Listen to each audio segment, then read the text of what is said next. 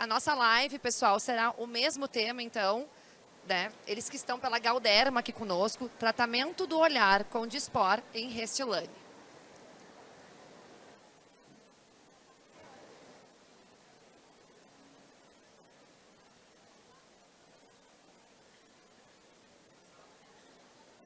Obrigado.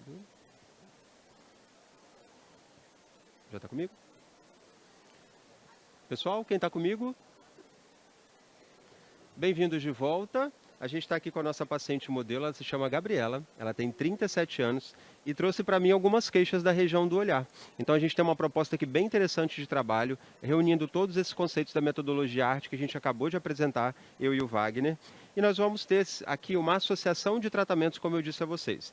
A gente vai combinar Dysport, Restylane Skin Boosters na região laterocantal, lembrando que o Dysport em toda a área de terço superior, como a gente já marcou aqui, e na região infraorbitária nós vamos fazer uma abordagem dupla. Nós vamos reposicionar os compartimentos de gordura profundos e superficiais, utilizando o tecido de suporte. Já já eu falo mais sobre isso. E na sequência a gente promove um refinamento com a região de calha lacrimal. Eu vou começar fazendo os botõezinhos anestésicos na Gabi, que vai sofrer um pouquinho. Então a gente vai ter uma primeira picadinha no acesso. A gente vai trabalhar aqui com um anestésico sem vasoconstritor, 0,1 ml. E para a região laterocantal também um acesso aqui na altura do arco esgomático. Gosto de fazer um pequeno reforço na região infraorbitária, para que a gente possa, picadinha, não fica brava, para que a gente possa então trabalhar com a aplicação do preenchedor num plano profundo. Bem, então, botõezinhos anestésicos feitos, vou trazer para vocês a nossa proposta de tratamento iniciando com a nossa primeira etapa. A gente podia ajustar o retorno aqui da minha sala, que eu estou vendo as coleguinhas do lado.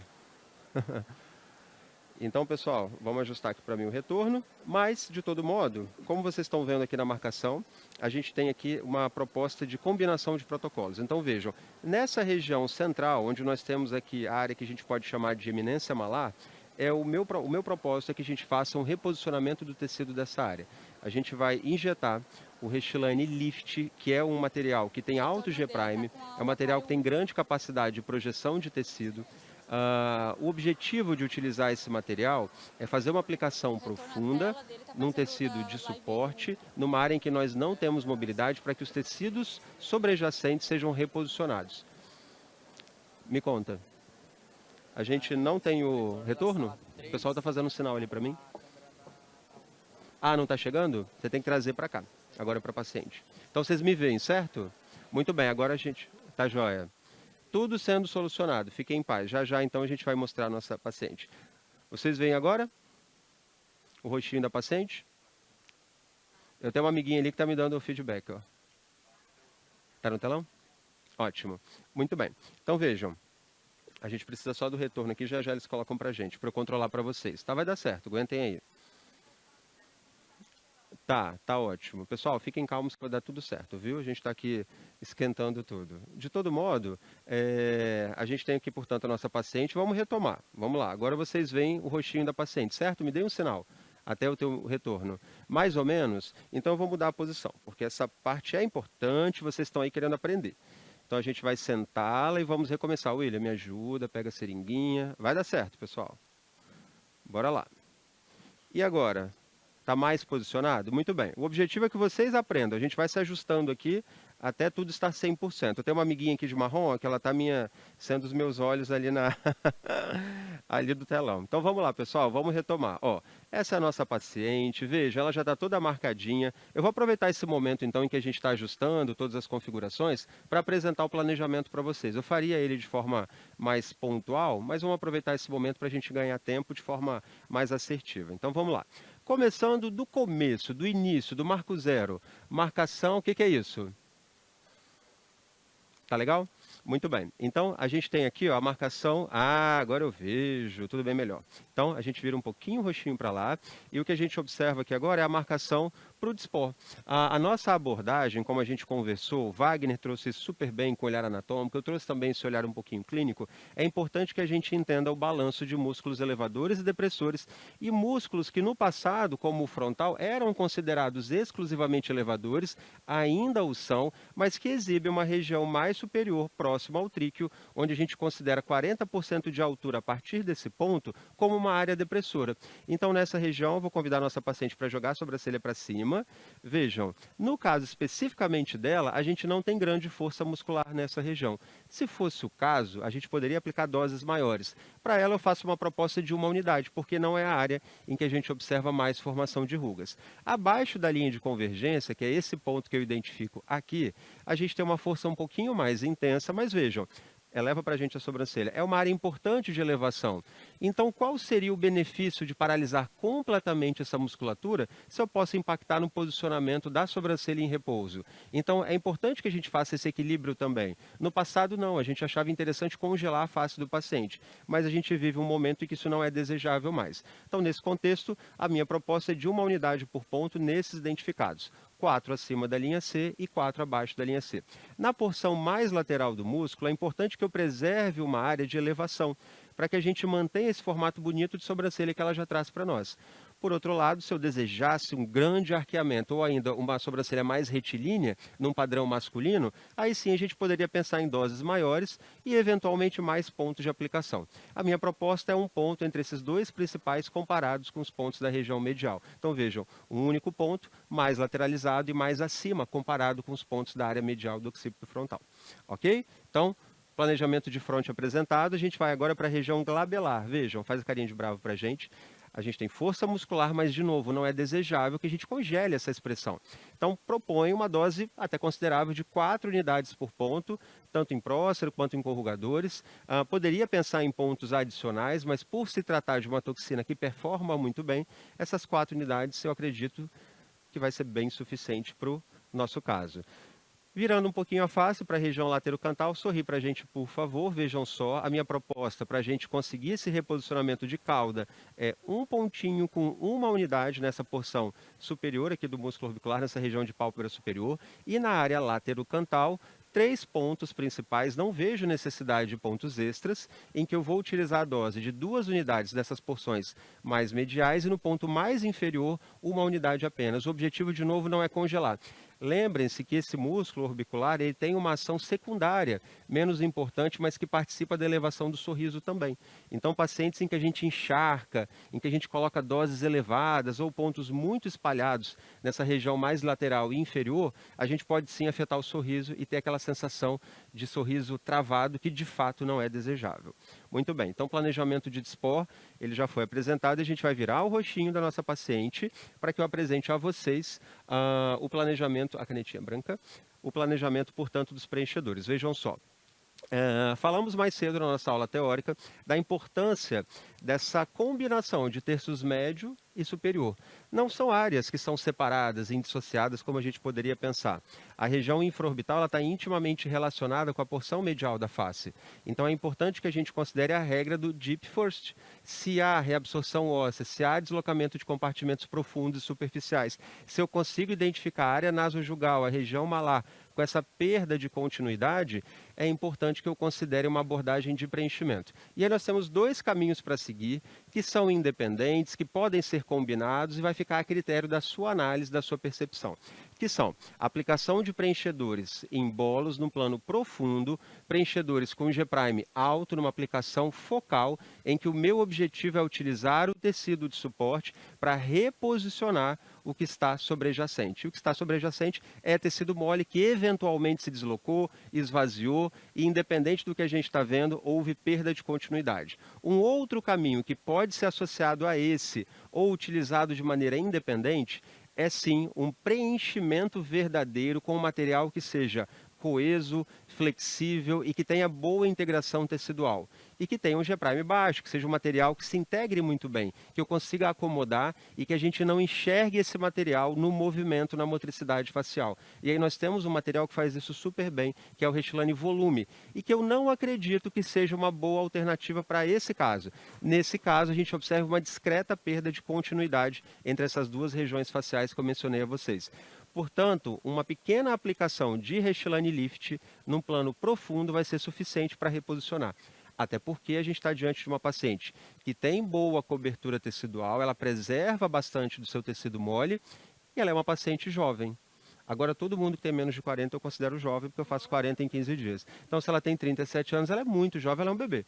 Então, ela não tem necessidade, portanto, de receber esse material com o objetivo de volumização. A gente vai aqui, portanto, reposicionar.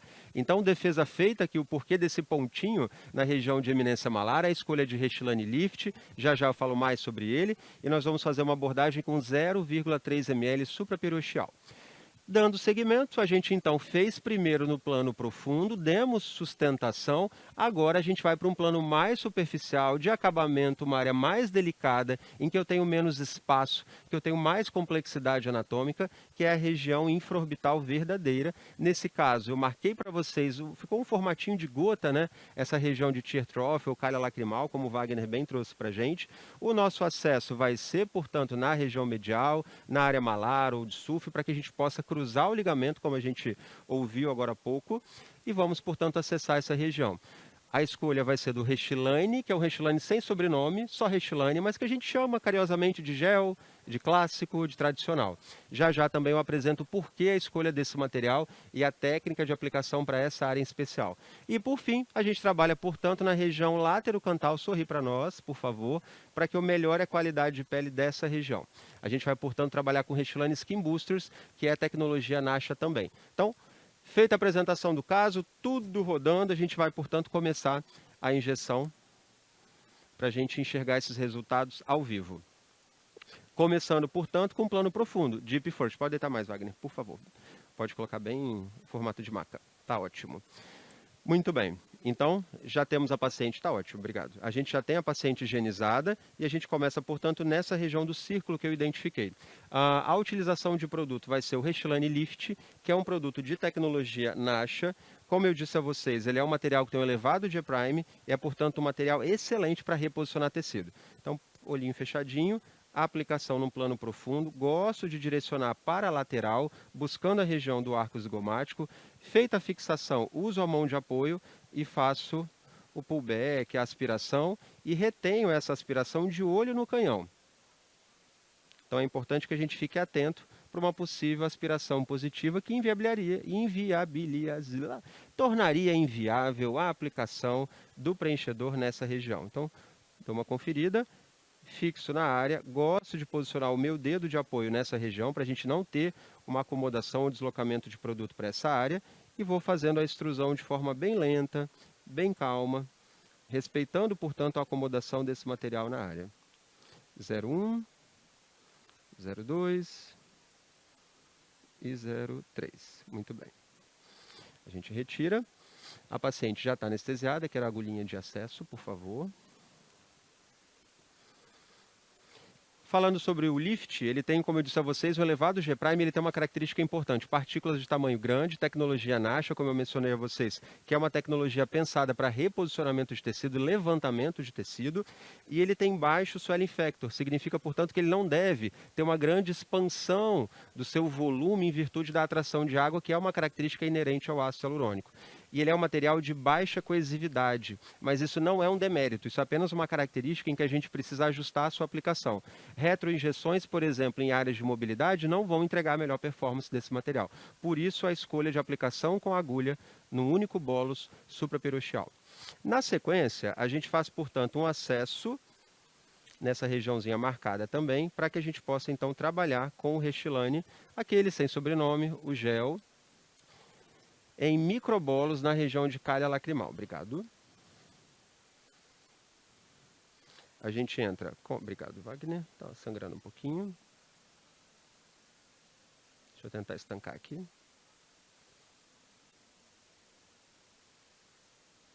O sanguinho sempre atrapalha a gente, né? Muito bem.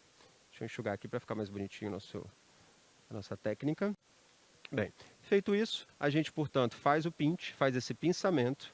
Obrigado, Wagner. Aqui a gente tem o desafio de vencer essa resistência desse grupo de ligamentos que estão na região. Sinto que venci. É importante a gente trabalhar com delicadeza, porque é uma área anatômica delicada, frágil, com pouca cobertura de tecido, uma pele fina, ausência de compartimento de gordura, uma série de características que tornam essa área delicada. Portanto, sugiro que a gente vá divulsionando de forma leve, movimentos de injeção e de retorno, para que a gente possa vencer realmente a resistência e buscar um plano profundo, que nessa área, o profundo significa fazer a aplicação abaixo do músculo, buscando, portanto, a intimidade do osso. Eu sinto onde eu estou posicionado, é desejável que a gente não enxergue a cânula. O objetivo aqui é que o material não apareça. O que apareça de fato é o resultado de reposicionamento, de volumização, de estruturação dessa área que perde volume de forma importante. Vamos virar a paciente um pouquinho, vejam, estou nessa região delimitada, sinto o final da cânula. É importante relembrar que não é ali em que eu vou ter extrusão do material. A liberação de material começa poucos milímetros para uma porção mais inferior e a gente inicia, portanto, um movimento de microbolos. E por que microbolos e não retroinjeção? Porque, de novo, eu estou diante de um material de tecnologia NASHA e materiais NASHA apresentam baixa coesividade. Significa, portanto, que quando eu trabalho em microbolos, eu consigo pressionar o tecido, como a gente está vendo, e esse material vai se acomodando. Ele vai ocupando os espaços entre um microbolos e outro. Por que eu acredito que esse é o material desejável e mais indicado para essa região? E não só eu, vários colegas mundo afora. Porque, mais uma vez, eu estou diante de um gel que não tem grande capacidade de atração de água, mas mais do que essa capacidade higroscópica, que, como a gente sabe, é inerente ao gel, ele tem baixíssimo swelling factor, que numa tradução seria fator edema. Não é desejável essa tradução, mas um swelling factor alto, que a gente não considera interessante para essa região, significa, portanto, em que o gel atrai água, incorpora essas moléculas e assume uma expansão, o que não é interessante porque eu perco previsibilidade. É possível trabalhar com géis de alto swelling factor nessa região? É possível, mas aí nesse caso eu preciso deixar uma margem de correção. Eu preciso fazer realmente de uma forma em que eu perceba que há espaço, que há indicação para mais material. Quando a gente opta pelo Restylane gel em microbolos, como a gente está vendo, eu consigo, dadas essas características físico-químicas e reológicas que eu trouxe para vocês, corrigir 100% sem que haja aquele desconforto do paciente ir embora e no dia seguinte ele voltar, doutor, estou com bolsa na região, estou incomodado, preciso corrigir. A gente faz aqui, portanto, uma incorporação, fui um pouquinho além da gotinha desenhada, de 0,5 ml, um pouquinho menos, 0,45, fiz uma acomodação, como a gente está vendo, e está feito. Vamos agora sentar a paciente para a gente analisar essa primeira etapa do tratamento, porque na sequência a gente vai fazer a aplicação dos Skin Boosters. Vamos higienizar, pode continuar com o olhinho fechadinho, por favor. E eu quero comparar as hemifaces, até porque é um momento de avaliar se faz sentido a gente seguir para mais volume, é hora de checar se eu estou no caminho correto, se o meu assessment desagou realmente num resultado bonito. Então vejam, vamos colocar o rostinho dela. E o que a gente observa é uma região bem estruturada. Olha que delicadeza de resultado. A gente tem aqui, portanto, a região de calha bem preenchida. E olha como a gente já tem uma continuidade dos compartimentos de gordura. O sulco nasojugal ele já não se torna tão evidente. A gente tem, portanto, essa região mais medial e lateral conversando novamente. A gente tem toda uma continuidade. E essa ausência de perda de continuidade que a gente tinha no início. Muito bem. Vamos seguir, pode apoiar a cabecinha. E a gente vai agora deitar. Vai trabalhar com os Skin Boosters. Dá uma gase. Vamos lá. A gente vai virar o rostinho dela, porque agora a gente vai fazer a aplicação dos Skin Boosters nessa região. Vou higienizar para a gente fazer o acesso. Picadinha.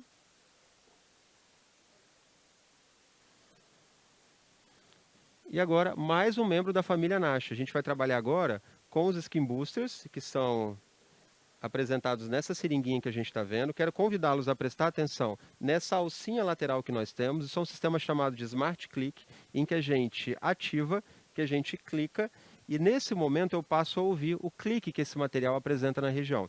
Então, a cada 0,01 ml que eu injetar no rosto do meu paciente, eu vou ouvir um clique. Então, é extremamente interessante porque eu tenho um controle de dose que está sendo injetada. E para eu lembrar que não se trata de um material preenchedor. Sim, ele vai gerar uma volumização, mas, de novo, não é o grande objetivo desse material promover preenchimento, mas sim biorrevitalização. Um ponto importante, de novo, não é interessante a gente fazer uma sobrecorreção e acumular muito desse material numa mesma área. A gente vai fazer a entrega em microbolos, em pequenas esferinhas. Eu ouço um clique e já retorno, ouço um clique e já retorno. Eu vou levantar um pouquinho a cânula na pele da paciente para que a gente possa perceber a área de deslocamento em que eu faço, portanto, essa entrega. Não é necessário fazer esse deslocamento de tecido. Estou fazendo isso para marcar bem a área em que eu estou para que vocês possam acompanhar. Então vejam, aqui eu faço um clique, ouço o barulhinho, retorno mais um pouquinho. Então vejam, dessa forma, em cada um desses vetores imaginários em que eu estou fazendo a entrega, a gente conta algo entre 5 e 10 cliques.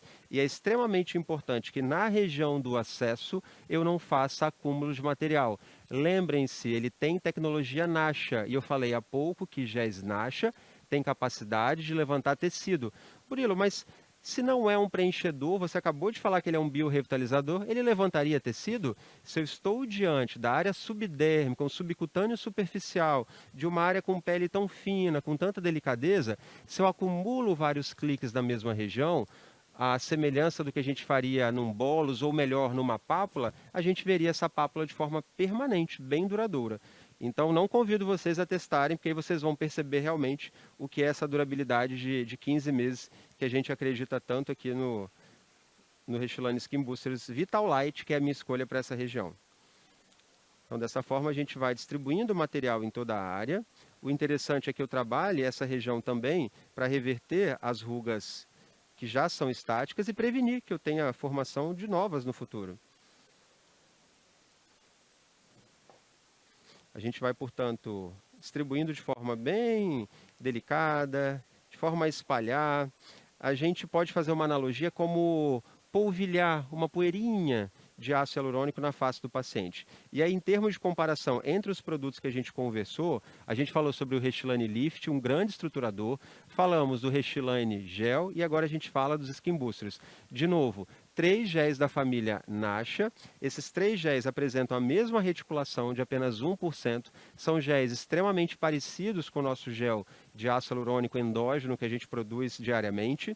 Mas a grande diferença desses 3 materiais é o tamanho de partícula. Enquanto o Restylane Skin Boosters tem, portanto, essa areinha, partículas bem pequenininhas com o grande objetivo de atrair água, o Restylane Gel tem o objetivo de preencher sulcos médios, regiões, seja perioral, laterocantal, enfim, onde houver um sulco de profundidade média, ele é desejável, as suas partículas são médias e Restylane Lift tem a maior partícula dessa família. Então, dessa forma, a gente tem materiais que vão cobrir bem as indicações do paciente. E, em paralelo, a gente tem ainda a tecnologia OBT, que são géis mais flexíveis e com mais coesividade e que toleram mais o movimento da face. Aqui eu estou no limite da borda orbitária lateral, acomodo o produto e a gente fez a aplicação de 0,5. Dessa forma, temos, portanto, reposicionamento de tecido, temos preenchimento de cárie lacrimal, temos biorrevitalização na região laterocantal e agora podemos dar seguimento com o Dysport. A gente vai trabalhar as hemifaces e, na sequência, eu finalizo para que a gente cumpra o nosso horário britânico como combinado. Muito bem. Então, vamos iniciar aqui com a aplicação de Dysport, que é bem simples, todos conhecem, é bem tranquilo de executar. Iniciando pela região laterocantal, vamos focar aqui, por gentileza. Essa área é desejável tornar a aplicação, a injeção, no sentido contrário ao olhar, isso aumenta o nível de segurança, e por se tratar de uma área com pouca cobertura, de tecidos realmente com pouca espessura, e um músculo bem superficial e bem fininho, a gente, portanto, pode posicionar, estirar o tecido, também pode ser feito um pinçamento. Eu particularmente gosto de fazer esse estiramento e a gente direciona, portanto, na lateral, evitando introduzir no pigmento e para esse primeiro pontinho mais inferior, uma unidade. Vejam que é uma aplicação bem superficial, significa, portanto, que eu estou injetando 2, 3 milímetros, não mais que isso. Tá? Se a gente aprofundar um pouquinho mais, eu tenho que retornar com a minha agulha. Veja, meia introdução de uma agulhinha que tem 6 milímetros, 2 unidades. A gente quase chega a formar uma pápula. Bem, mais um pontinho, esse último da região lateral. E por fim, a gente faz a aplicação desse ponto tão importante aqui na cauda da sobrancelha, em que, mais uma vez, é uma aplicação bem superficial, de apenas uma unidade. O objetivo é tirar focalmente a força desse músculo e a gente consiga, portanto, tornar o músculo frontal mais efetivo nessa queda de braço, a gente poderia dizer, entre músculos elevadores e depressores, que é o caso do orbicular. Aqui eles claramente têm uma ação antagônica, então é desejável que eu enfraqueça o movimento depressor e permita que o elevador trabalhe de forma mais efetiva. Dando seguimento, a gente vai para a região glabelar. Vamos começar aqui por um pontinho no corrugador. Gosto de fazer essa ancoragem pensando em segurança. Vou remover o pigmento, que é exatamente onde eu pretendo introduzir a minha agulha. Nesse caso, feito o ancoramento bem na origem muscular, posso fazer aplicações a 45, como a gente está vendo, ou a 90 graus, introduzindo toda a agulha, porque eu estou direcionando a toxina para a região de origem muscular. Nesse caso, a gente fez uma proposta de 1, 2, 3, 4 unidades. Murilo, eu gostaria de fazer um pontinho adicional, eu vi que ela tem força muscular importante. A gente traria esse segundo ponto mais para a lateral, e aí nesse caso a aplicação é com a agulha mais deitada e uma introdução mais superficial, porque eu estou direcionando esse músculo para a sua área de inserção. É claro que a inserção é mais lateral, mas quanto mais lateral, mais próximo esse músculo está da superfície, mais próximo da pele ele está. Então, feita a aplicação deste pontinho, para a gente ilustrar, e agora a gente vai se direcionar para os pontos da região frontal. Nós temos aqui a região abaixo da linha C, que é indicado, portanto, que a gente faça, pode levantar um pouquinho, Wagner, por favor, que a gente faça 4 milímetros. Aqui a angulação de agulha é aceitável, pode baixar um pouquinho a cadeira, por favor. É aceitável uma angulação de 10 a 45 graus, a gente pode fazer o pinte ou realmente distender o tecido, a depender daquilo que faz mais sentido e é mais confortável para vocês. Então vamos fazer esses pontinhos da região mais medial da face. Gosto de fazer a aplicação no sentido da fibra muscular, acho mais confortável, acho que faz mais sentido em termos de execução. Vou só remover o finalzinho aqui do pigmento, e aí de 30 a 45 graus, faço a introdução de 4 milímetros e apenas uma unidade para a nossa paciente é suficiente. Dando seguimento, a gente vai acima da linha de convergência e agora sim a gente faz uma aplicação de 6 milímetros. Mais uma vez, uma unidade, que é a porção depressora desse grupo muscular. Certo? Então aqui está feito a nossa demonstração de áreas. Podemos seguir com a região frontal? Querem esclarecer alguma dúvida? Me falem se ficou tudo claro em termos de execução. Vamos ver a nossa paciente sentada, que é uma paciente bonita, então a gente não vai ter aquele super efeito uau, porque ela é uma paciente jovem, ela está se achando, tá? Porque eu falei que ela é jovem e bonita. Deixa eu ver de frente.